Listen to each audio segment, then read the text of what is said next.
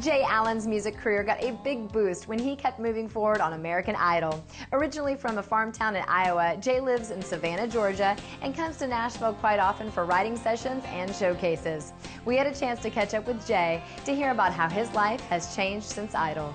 We've caught up with Jay Allen. You may recognize his face from American Idol. How are you? How are you? Thanks for having me. Oh, we are so glad to catch up with you today. I got to hear some of your music. Unbelievable. It's really great. Thank you. I appreciate it. Now, originally you're from Iowa, and you're living in Georgia now. Right. So, and you're writing all the time. And right. We live in Savannah, Georgia. Yeah, I'm actually a director at a small church out on Skidaway Island. So I'm very involved in music. It's actually my job. You know, a lot of musicians don't get to say that music is their job, but it's how I make bread and butter.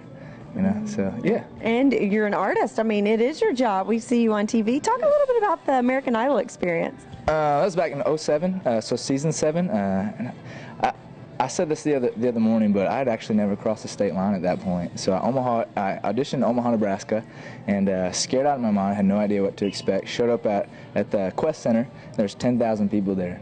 Waited all day to get in line, and finally get to the judges, and they let me through to the Hollywood week 4 rounds later. But I went on and flew out to Hollywood and had a blast and made it to the last round, and I actually competed against David Cook, who won that year, and he beat me out the final day of Hollywood week. So wow. Yeah. So, but you got on a flight, and that was the first time you had flown. Yeah. So it was all, I guess, a new experience. Yeah, it was quite interesting. It's kind of an out-of-body experience, but like I said, I grew up really fast, you know, and I'm glad I did it, and God opened a million doors after that, and I just ran through them and never looked back. And God is always placing people in your life. You just got to keep your eyes open for them, and you got to gain friendships and take those relationships and run with them and allow them to grow you, because without people around you and without experiences like that, you're just not going to be your greatest potential. I was sitting before I die. Come on, why with my 2 eyes? Someday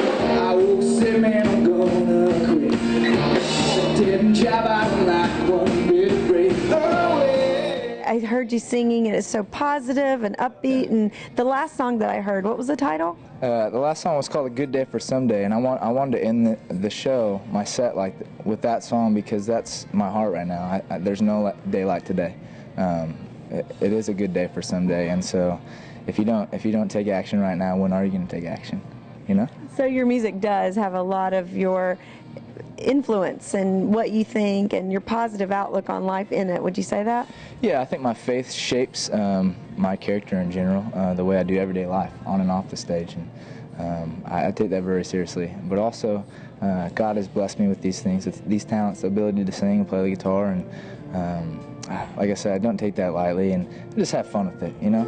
She's fragile, she's breaking, but she's not broken. Who are some of your influences when you were a kid, and how old were you when you started singing? Actually, the first time I sang I was actually 8 years old. I was in a church full of old people, you know, and I felt amazing because old people always clap for anyone. It's a pretty safe place to sing, right? But country music has always been a part of my life. I grew up on a farm, working on a farm, and so I didn't always know I was going to do country music, but I was pretty much shaped from growing up in a small town, rural Iowa. You know, that kind of shaped the direction where I went and the life that I live now. And so playing today in Nashville, and everyone's coming out. It's going to be a huge show. Are you nervous at all, or just excited and glad to be here? I think if you say you're not nervous, you're an idiot, because everyone gets nervous. I think even the biggest stars, most successful artists out there get nervous. But I think you got to learn how to use it to benefit your show. And I think I'd be a weirdo if I wouldn't say that I'm not anxious. But I look at it more so it's an opportunity to have fun and share my faith. It's also an opportunity to join this community of amazing, talented people, you know, in the business aspect of it, but also on the artist side. You know, I'm playing with a bunch of guys that are playing every night. I'm paying them chump change to do this show, you know, but I'm gaining these relationships. And I think at the end of the day, that's what it's all about. It's about the relationships.